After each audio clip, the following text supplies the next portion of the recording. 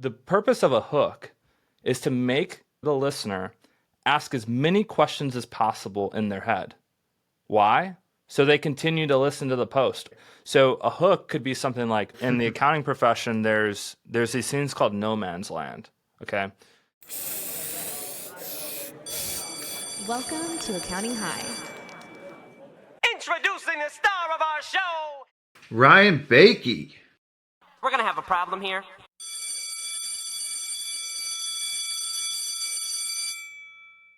Students, you are in for a treat today.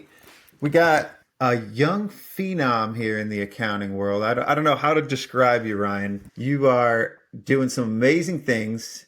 Currently, how old are you? 26. 26 years old, running a $3 million firm. When I heard your little brief bio, Dom Piscopo of Big Four Transparency just introduced us. I said, you're like a young Brandon Hall, but he's also pretty young too.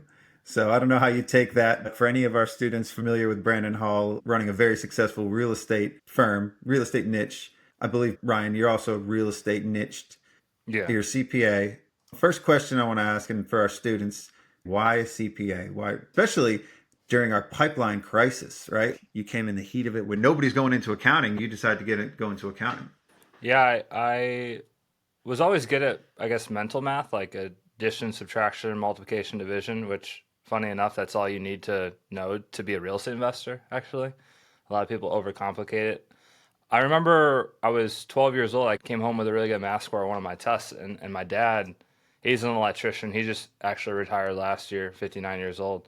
He worked at the same company for 40 years. Same company, same electric company.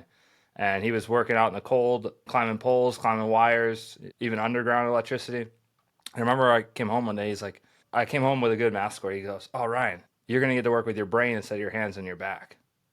And I knew then, like, I was going to work in some type of like office job, cubicle, 9 to 5. And then as of going through high school, I'm like, okay, well, what are these careers that are stable enough and that will actually make me money? I thought about journalism, thought about advertising, funny enough, like thought about marketing, although marketing is 99% of what I do nowadays, which is kind of funny. But I stumbled on accounting because, it's the language of business that they teach us, right? And I always knew that if I got my accounting degree and went the CPA route, I probably would never be poor and not have a job. And Yeah. that's just what made me get the accounting degree. I was the first one in my family to go to college, first one to graduate. And I tried to set the bar really high for my younger siblings because I grew up with people who would always talk bad about their How older many siblings. siblings? I have two siblings. My little brother, Okay. he's an accountant, and my little Really? sister, she's my little sister wants to be a lawyer one day. Okay. Did you set the trend for your brother? I think I did. He went to the same school, same degree. He got married really young too. I think I set the bar pretty high for him, but interestingly enough, he's actually smarter than I am, I think, anyway. So you got married really young too. Mm-hmm. Mm-hmm. Yeah, I was So 25. Yeah. 25. Looks like you started at Deloitte after school. Yep. How did that Yeah. go? So overall I enjoyed my experience at Deloitte. I think when you go to Big Four route, it really depends on your team that you get on. So I had a friend that worked at PwC, same exact, basically the department filing the same exact tax returns. Had an awful team, didn't like the experience. I didn't have as bad of a team. What motivated me to leave Deloitte and why the reason I got into Deloitte in the first place was I went to a really small Christian school for college. And so I knew my level set would be, hey, if I can get into Deloitte and get my CPA, well, now I'm on par with the person I went to Penn State or U of I or Alabama and spent hundreds of thousands of dollars to get a degree in accounting. And I would be level set with them. And I'll never forget this. When I was working at Deloitte, we were on our partner's $3 million condo rooftop in Chicago. And we're sitting around and he goes, being partner and making all this money is great, but my daughter just turned 18 and I've only been to 3 of her soccer games in her entire life. And that was the day that I actually started pretty much, I don't know, I think I filed my LLC like the next day or something like that. And I started, as most people do, started moonlighting, right? So I started planning out my modern day version. If you've ever seen Shawshank Redemption, when he takes the pick and he's carving out the wall, and Morgan Yep. Freeman's narrating it. But Well, you know, he was an accountant too. Who's that? In Shawshank Redemption, he Oh was yeah, doing that's right. people's Yeah, yeah. taxes in Andy. the jail. Yeah, yeah. That's a pretty good metaphor, actually. This is where you're going. This is where you're headed. It was right there and then I knew I didn't want to work in corporate America for the rest of my life because I don't want to say transactional, but it's very predictable. Like you see what your boss is doing, you see what your boss's boss is doing, and you see like a clear path to becoming a partner. Although you know the amount of work that's involved, and I never wanted to see myself sitting on a rooftop telling somebody else that I wish I attended more of my kids' soccer games. And so that's when I started planning my escape plan. I'm grateful that I did. Escape from the prison. Oh, that's dope. I tell people this too. It's like I wasn't running away from something as much as I was running towards something that was a lot better for me. Right? Like I felt called. But you're to still help. running. Yeah, I was running. And you're still running now. I'm still running. Yeah, I don't run enough anymore because I gained a few pounds. But I was gonna say, metaphorically, you're running though. You are running fast though, and that's in the work. Like right now, you are talk about the growth of your firm in this short period of time and all the marketing you're doing. Do you have kids? Not yet. Not yet. Okay. Yeah. So you're doing this before it turns into a problem, then too, right? Like, would you be able to balance this now if you had some young kids with the amount of work that you're doing as well with the firm? So, I mean, luckily enough, at my primary CPA firm, I don't do a lot of work anymore. I've hired out a lot of that. You know, I have a tax manager, I have an admin manager, a sales manager. And this is Tax Strategy 365. That's Is right. the name of the firm, right? Yeah. Okay. So I don't do a lot of work at my firm now. But what happens is you reach these levels of firm growth, and it's funny because you mentioned Brandon Hall earlier, and I want to talk about this a little bit, but it's a concept called standing on the shoulders of giants. So Isaac Newton has this quote, and it goes something like this: "If I can see past the next person, it's because I stood on top of the shoulders of giants." So you don't have to put in the time and the experience, but you can borrow from somebody else's collective wisdom and learn from like their mistakes, failures, triumphs, successes, and make that your own. And you don't have to go through those same hoops. So I just finished reading Henry Ford's biography, the last book that he wrote before he died. And he talks about in the book, his mentor was Thomas Edison. Not a lot of people know this, but Thomas Edison mentored Henry Ford. And Thomas told Henry Ford, he goes, look, out of 1,000 people that you meet, there's going to be 3 people that you want to listen to everything that they say. Everything. Absolutely everything. Ignore the other 997. Now, this was back in the early 1900s. So this metaphor is probably a little bigger now, but maybe not. But Edison ignore the other 10,000 now. Yeah, ignore the other 10,000. You hear so many more voices now. That's right. And I think that's what it is. Edison goes, look, Henry, you want to listen to 3 out of 1,000 people. Listen to everything they say. And in the book, Henry Ford goes, if I would have listened to the opinions of other people, I would have built a faster horse. And I love that because that's also in the accounting space. Everything's been done a certain way. Well, it has to be continued to be done this way, right? When we can look at it from a different angle and perspective and say, are we really running accounting firms or are we running communities? Are we inspiring our clients to become more successful investors, build a higher net worth, achieve financial freedom, or are we just doing their taxes? Dude, you came in at a perfect time, too. The time that you started your firm, you did exactly what you were supposed to do. You built a new blueprint. You're using the blueprint that few people in our profession are doing. Few accounting firm owners are doing this. You created, and let's talk about the Facebook community that you created, too. Over 10,000 people, 11,000, only listen to 3 people in that community, right? There's 10,000 in there. You should only be listening to 2 or 3, right? Is that the case? You started this community to add value. And specifically, you were going on to other communities in the beginning. You would go in, and the first and foremost was to just add value to people. Bilal Mehanna also is doing the same thing with his firm. And I know he mentioned this on this show. So you're going in just to add value, and then people inevitably will return and come to look to you when they need something. At what point did you realize that was the way to go and to start leveraging your knowledge? And you also worked with Becker too, so that's education.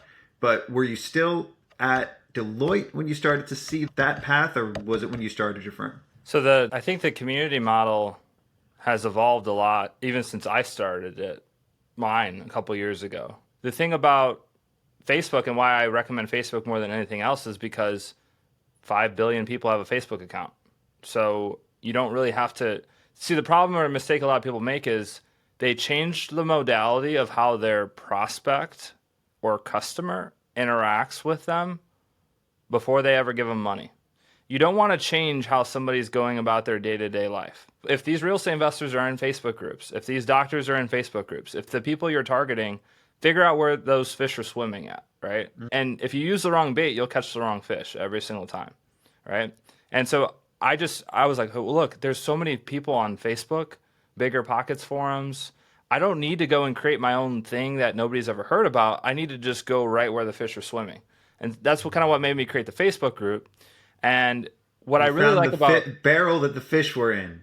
Yeah. So, whatever analogy you want to use. So the Facebook group thing, one of the things that it does really well is it posts like social proof and credibility.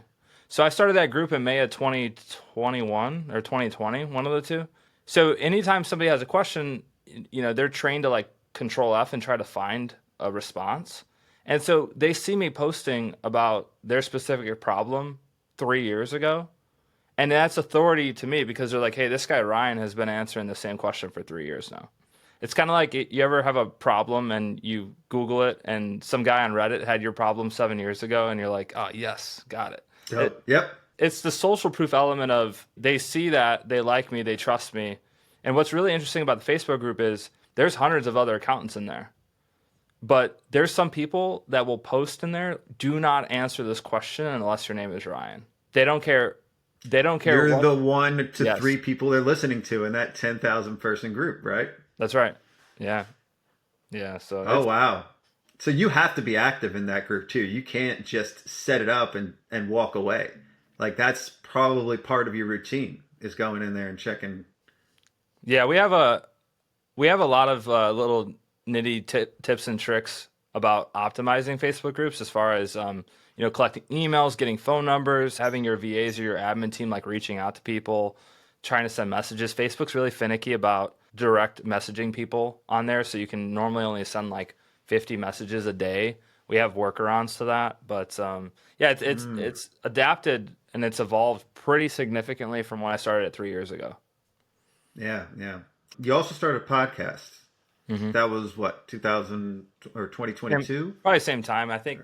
Around the same time? Yeah, I try to do an episode a week. We have about 130 episodes, give or take. What I like about the podcast is, again, it's that social proof. So when somebody posts a question in a group or somebody asks a question, and I send them a podcast link to 2021, well, they're like, well, wow, this guy Ryan has been doing this, and he's been talking about this same exact strategy or whatever problem that I have for the last 3 years.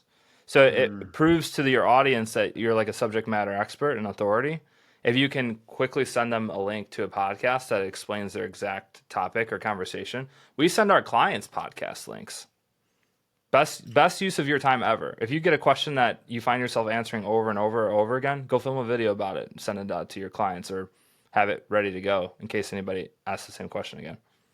You're transforming the mindset that the general public has for CPAs too, because you're younger. So just like you're saying, you got something that you could point back to 1 or 2 years ago, but you're in your 20s, and most CPAs, you think white hair, wearing a suit, stuck in the office. So you're changing that and adapting to this new model or helping create what this new model is, helping define what that is.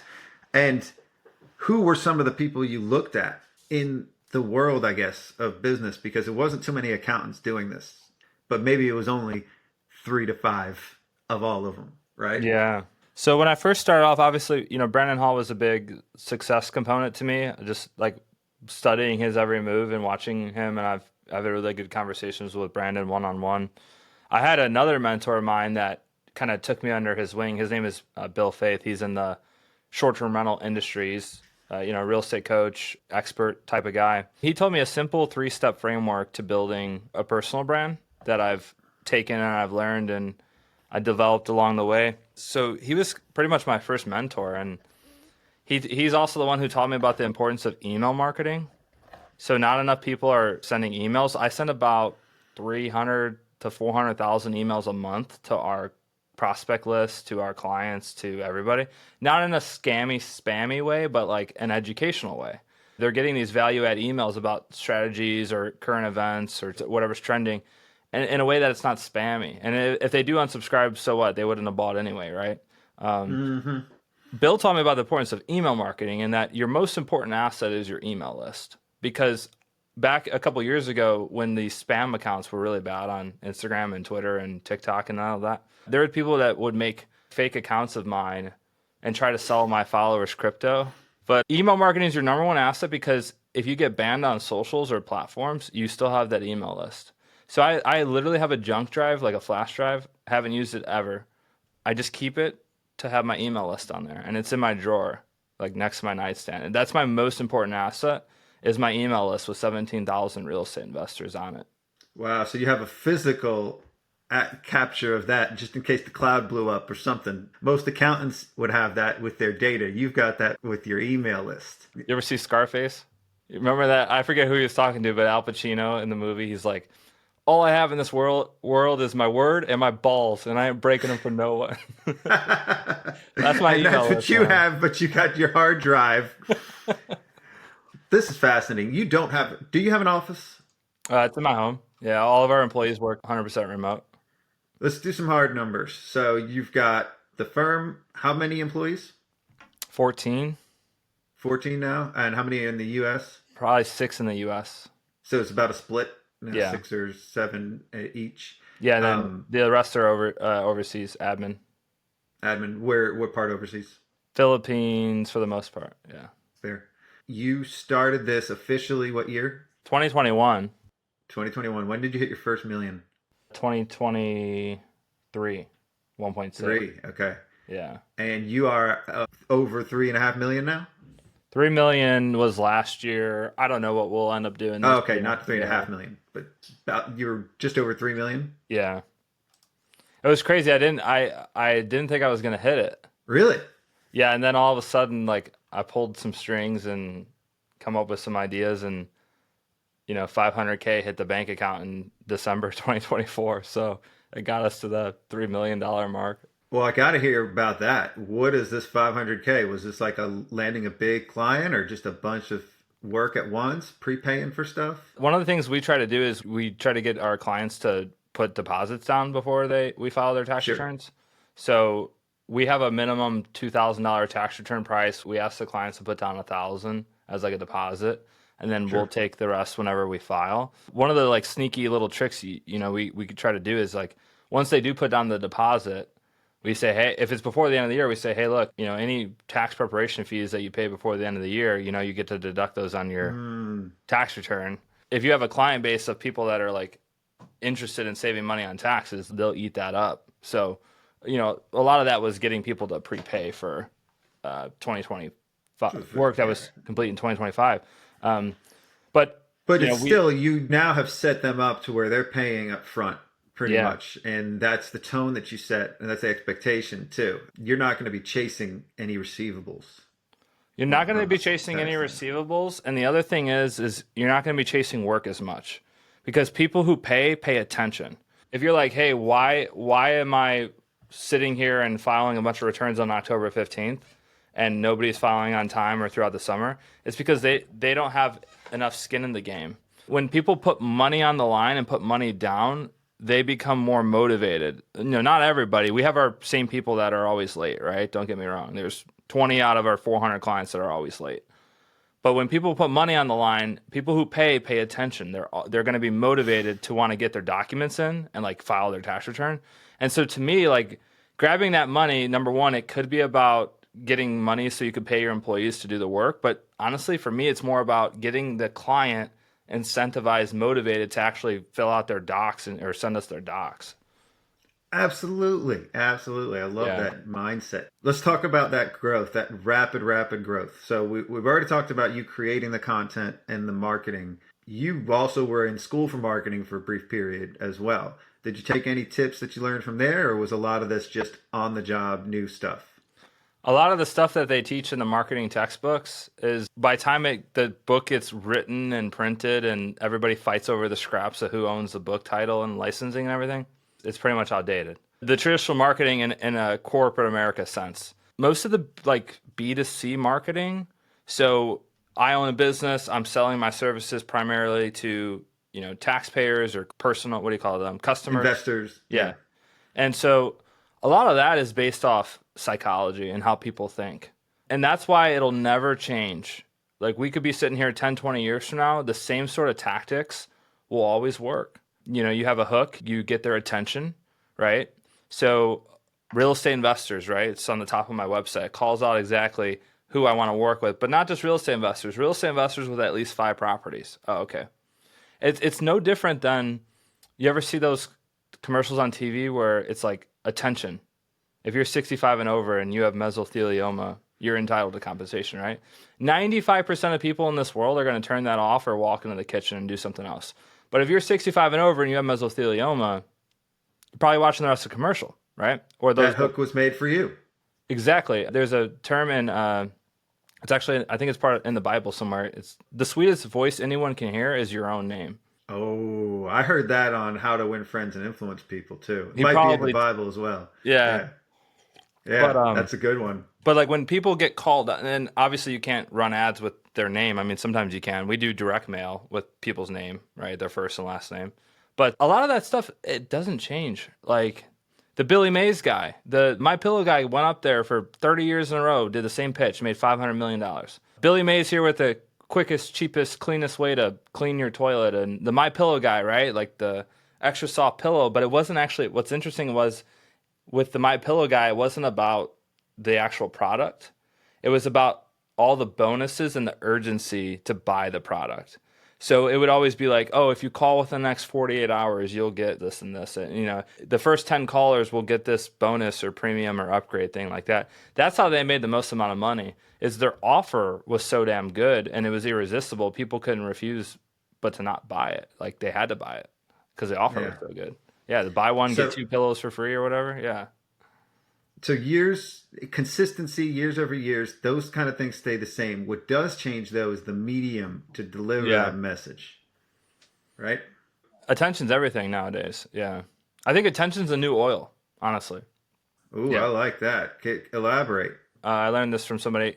He says, when new tools come, wealth concentrates, right? So when new tools come to the market, wealth concentrates. So like think about gold, for example. When gold was discovered, everybody was rushing to go and find gold. But the people that made the most amount of money when everybody was rushing to find gold were the people that were selling shovels. In a gold rush, you sell shovels. You don't try to dig for gold. Oh, wow. Yeah. Why shovels, though? Because they wear out. So when you're digging that shovel trying to find gold, it needs to be sharpened or you need to replace it because the handle breaks, right? So in a gold rush, you sell shovels. But when new tools come, wealth concentrates. And so when oil came, Carnegie, Rockefeller, like the people that could build oil and steel, those guys made a lot of money because it was a new tool.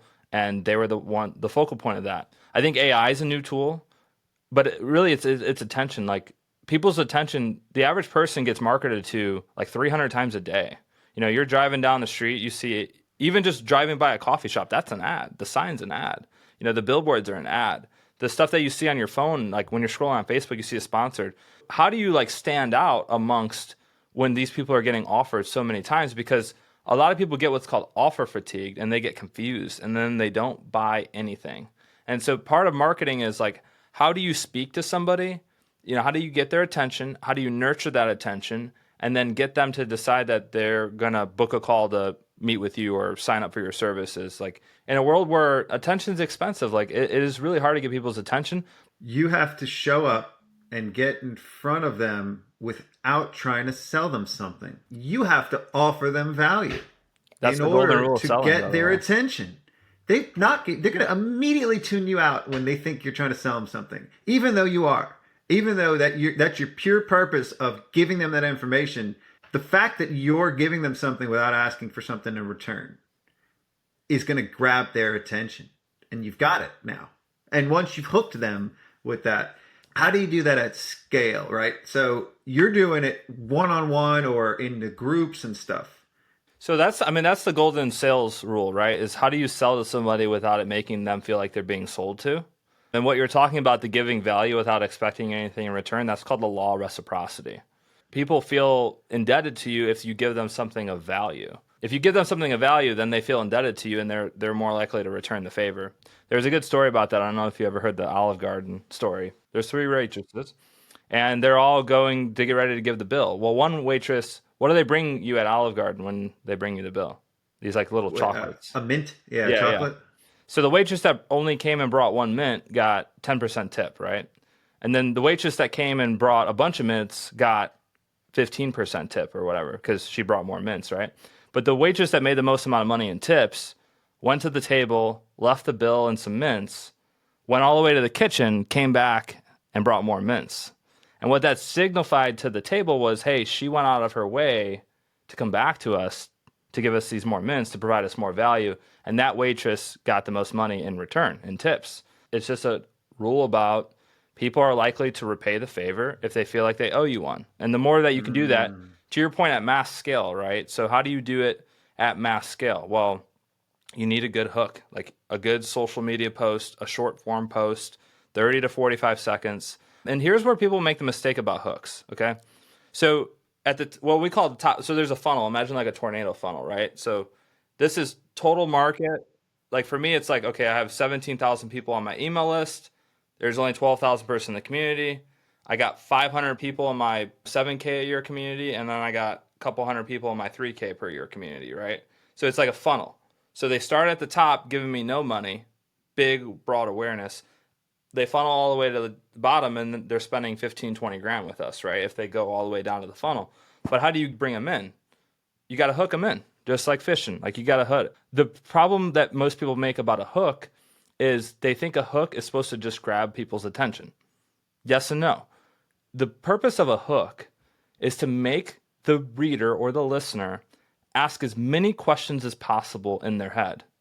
Why? So they continue to listen to the post or watch the podcast or listen, read the blog, right? So a hook could be something like, hey, real estate investors, did you know that the average fix and flipper overpays on taxes by $18,000 a year? Well, if I'm a fix and flipper, am I overpaying on taxes by $18,000 a year? Yeah. Wait a second. Last year I paid over $18,000. Yeah. Could I have saved that? You're getting them to ask as many questions as possible so they continue to read your post. I was helping a friend who she's a multilingual speech pathologist, right? So she helps kids from multilingual families help them read and write. She goes, the big problem right now is that a lot of these kids are getting misdiagnosed with ADHD, ADD, sometimes dyslexia, because it's not because they have a learning disability, it's because they just need some more time because they're multilingual. And I was like, I got the perfect headline for you. I was like, give me that stat real quick. She goes, 27% of kids that have ADHD and dyslexia are actually misdiagnosed. So I put that in a headline for her. I was like, here you go. I got it right here. Attention multilingual parents. Did you know that 27% of kids are misdiagnosed with ADHD or dyslexia? Not because they actually have the disease, but because they're multilingual and the school put the label on them like that. And so if you're a parent who has a kid that's multilingual that may or may not have a disability, you're thinking to yourself, could that be my kid? Attention grabbed, and they're more likely to continue reading. So what I'm teaching, it doesn't just apply to the accounting space. This is, if you want to sell anything, you have to be able to grab people's attention and keep it for long enough to where you can nurture them and then provide value and then sell them something later. That's fascinating. I am a multilingual family. My wife's from Mexico, and our daughter was delayed in talking because she didn't know which language to speak at first. You mention community when you're talking about your clients. That's fascinating too. So when you said the top of funnel and you're talking about each one, you said, I have this community of people that are paying $20,000 whatever a year. That's your clients at your firm, right? Yeah. Dope. So tell me, what's the ethos behind that? They are a community of what? Real estate investors looking to achieve financial freedom, primarily through tax strategy.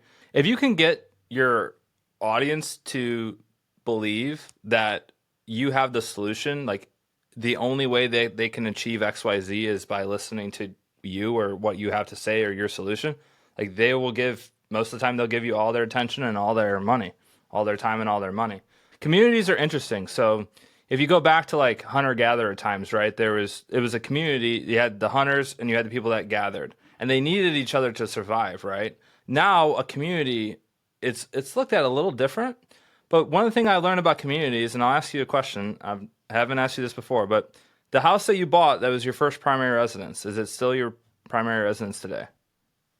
No, Why? we outgrew it. You outgrew it and wanted to move to a different community, a bigger house, a nicer school, nicer area, right? And so people always want to feel a part of a community, but they always want something a little bit greater. So the people that are in my free group are like, man, I can't wait till I could pay Ryan $3,000 a year to do my taxes and be in his, what we call it, RE tax prep community, right? And then the people that are in RE tax prep are like, man, I can't wait until I can afford and pay Ryan $10,000 a year to be in his Tax Strategy 365 community. People want what they can't have. But also people always want something greater. Like they're always looking at, I don't know if you like, yeah. J. Cole had some words for this in one of his songs on Forest Hills Drive. There's always going to be a girl that's better than yours, but ain't no such thing as a life that's better than yours, is what he said. There's a song called Love Yours. Yeah, listen to it. It's a great song. Anyway. Yeah, it's dope. But that's a natural urge for most people that are successful in life to be grateful but not complacent.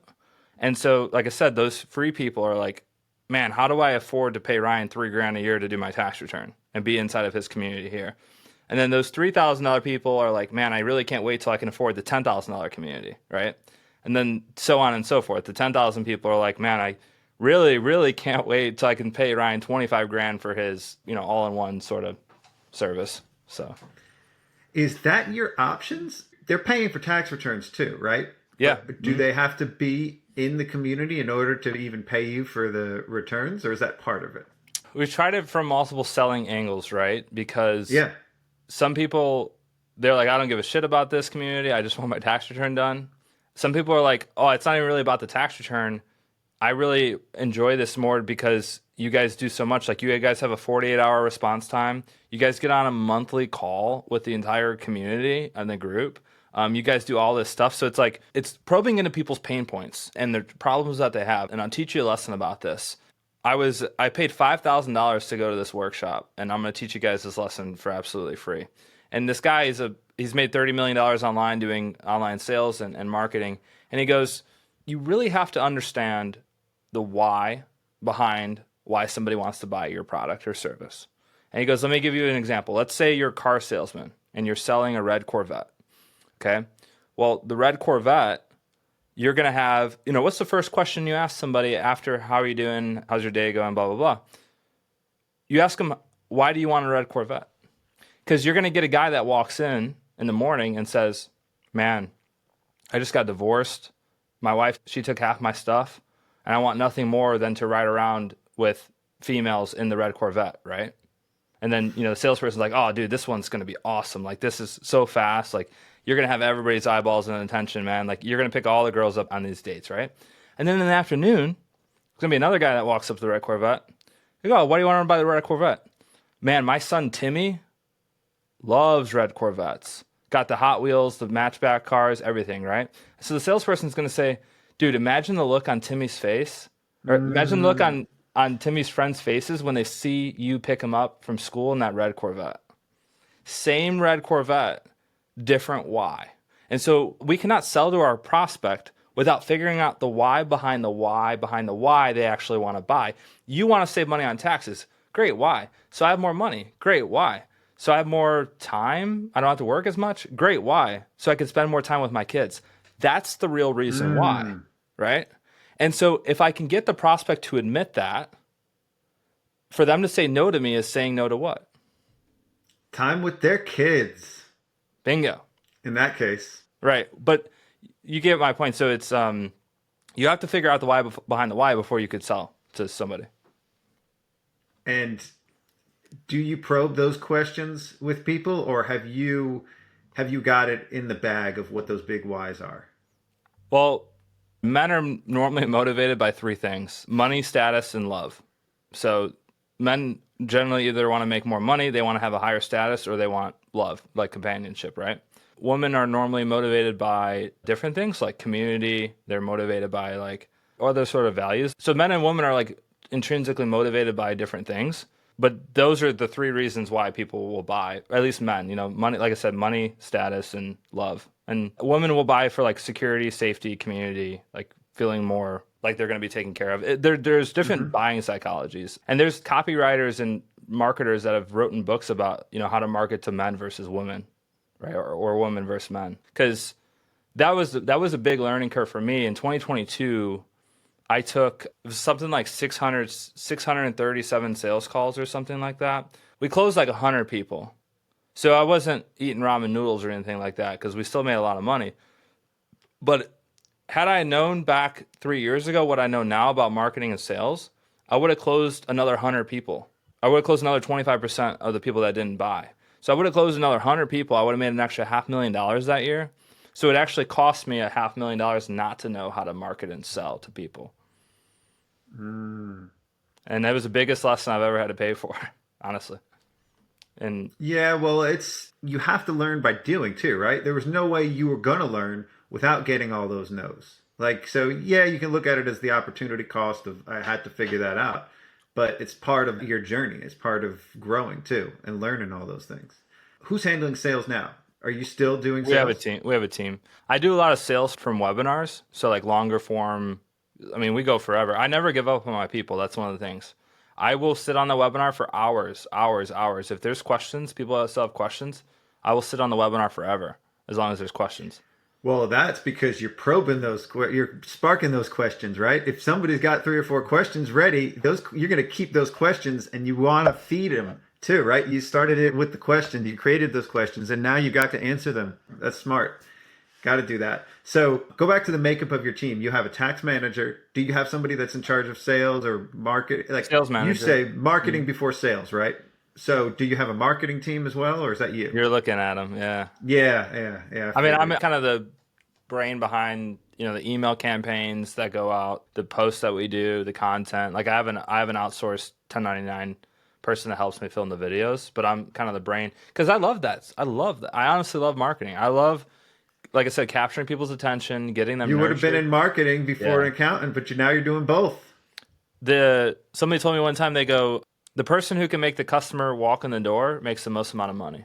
The CEO doesn't exist without marketing. The accounting team doesn't exist. The finance team, like nobody has a job if nobody walks in that door. And this is a brick and mortar example, but you get the point. Like nothing exists unless the customer can walk in the door. So it is essential that you invest in marketing. If you have good enough marketing should actually do the sales team's job. Sales actually, in fact, can sometimes talk people out of the sale if they open their mouth too much. Yes. When some people says they're ready to sign up, you say, okay, cash or card, or do you want to sign up today or tomorrow? Sometimes people talk the prospect out of a sale. Salespeople will blow the sale. If somebody says they're ready to sign up, and the salesperson didn't expect that already, and then all of a sudden they're trying to add in all the value after they've already sold it. Yeah, we call that feature vomiting. I taught a 6-week sales and marketing masterclass for CPAs. Not a lot of people know about it because it was only 10 people and kind of pricey, right? I charged $5,000 for 10 people in 6 weeks, but I taught them basically everything that I know, and I'm looking to maybe redo it again. And one of the things I talked about in there, I go, look, one of the ladies in there, she brought me her offer. I'm like, you're feature vomiting too much. She goes, what do you mean? Well, you cannot talk about a feature of your offer without first probing and getting the client to realize that they actually need it, right? So I use this analogy all the time, but if you're taking your car in for an oil change and somebody's like, oh, do you want a new set of tires? You're like, dude, what the hell? Like, I brought my car here for an oil change, not a new set of tires. What you would be better off by doing is saying, hey, man, why we had your car up on the machine to change your oil, we noticed that the treads on your tires were a little worn out and it's about to be winter time. Did you want a new set of tires? Like, did you want a quote on a new set of tires? But what accountants make the mistake of doing is when a prospect comes in thinking that they want a tax return, the accountant tries to sell them bookkeeping, advisory, tax planning, all this stuff. And if you're not careful enough, all the prospect sees $, $, $, $, $, $. When instead you need to get the prospect to say, hey, look, like we could do your tax return, no problem. We can get it out the door on the deadline, but do you know how much money you're going to owe on April 15th? No, I don't. Well, that's not a tax return issue as much as it's a tax planning issue. You see, our clients know exactly what they're going to owe or get back on April 15th by the time the holidays roll around, right before Thanksgiving. And so that you as a business owner can go into the holidays having cash flow security and comfort, knowing exactly what you're going to owe or get back on April 15th. That's part of our tax planning services. It's in addition to your tax return. Is that something that you're interested in?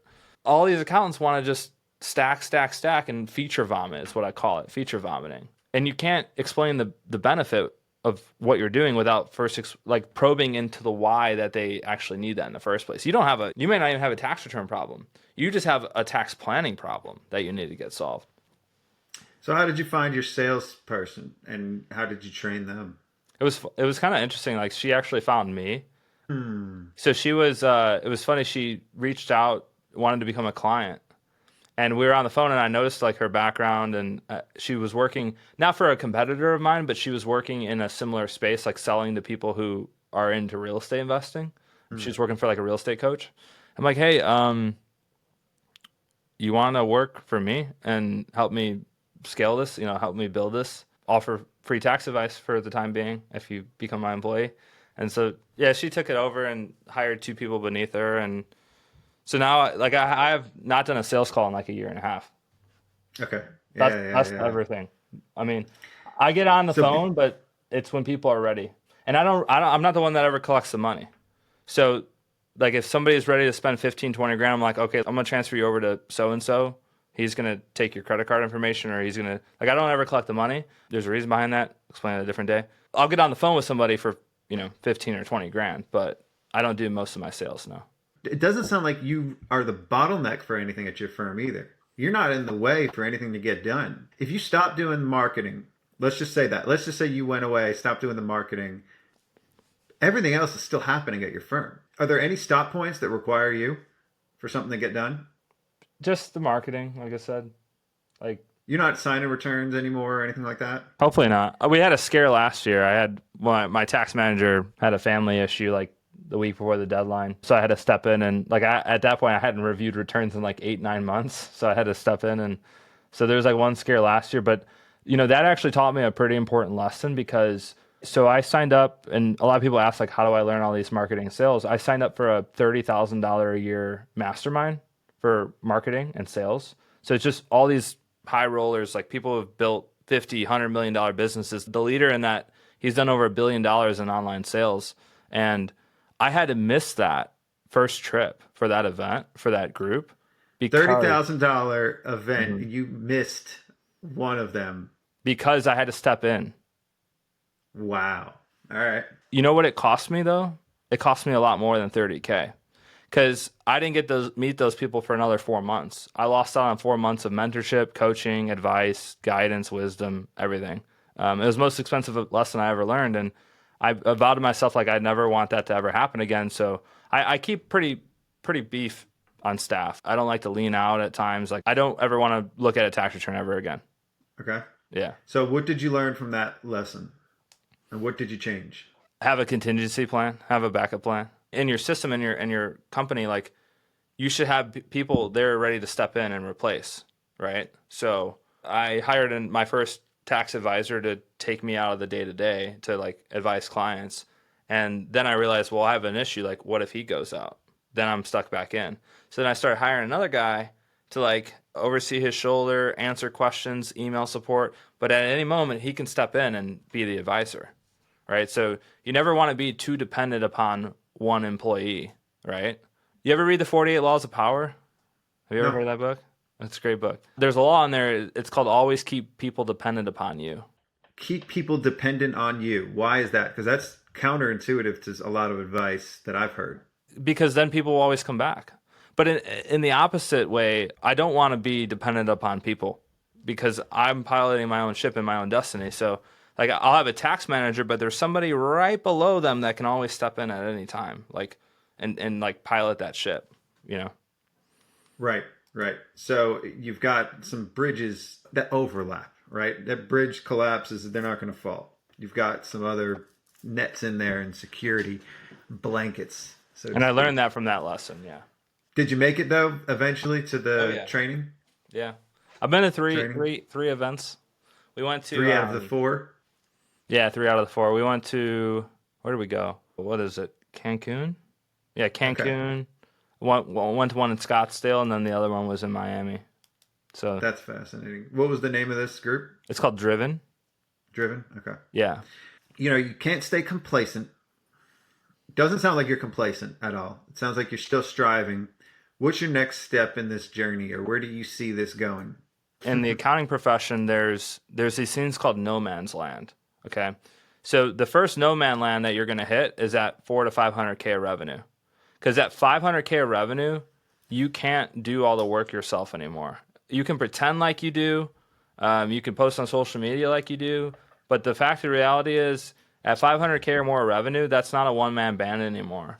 If you want it to actually be a business, it can be a one-man band if you want to just have a high-paying job.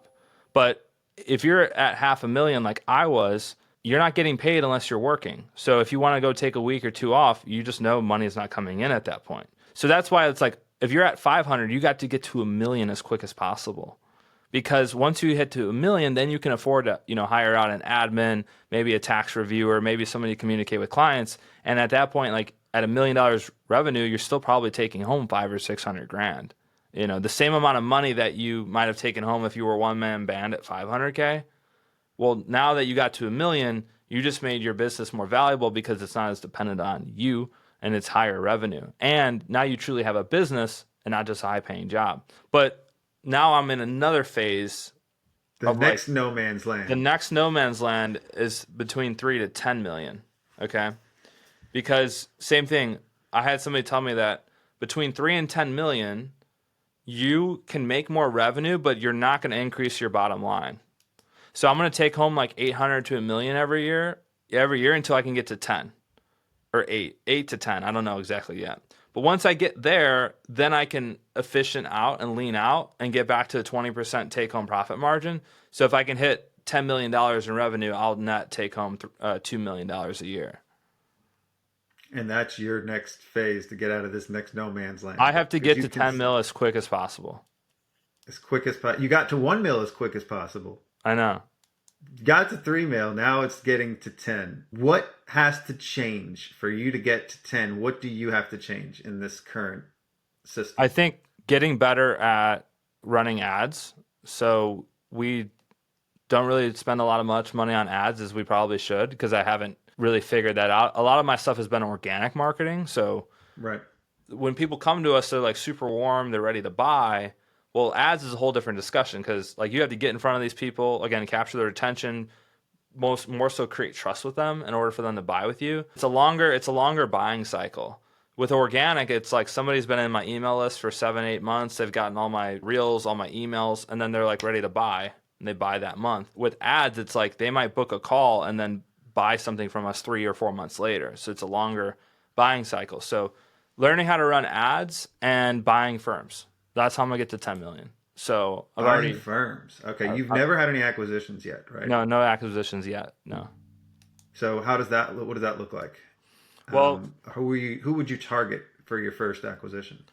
So the firms that I'm looking at right now would be similar size to mine in terms of like revenue to net income and also headcount.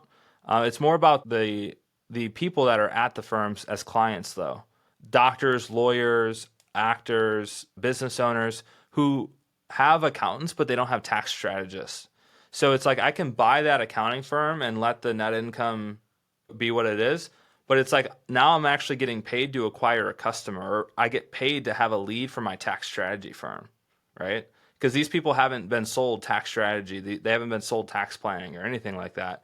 They've just been sold normal, accounting services. Compliance. Yeah, compliance. I see that as an opportunity. But the really big thing about buying accounting firms, which this is unlike real estate.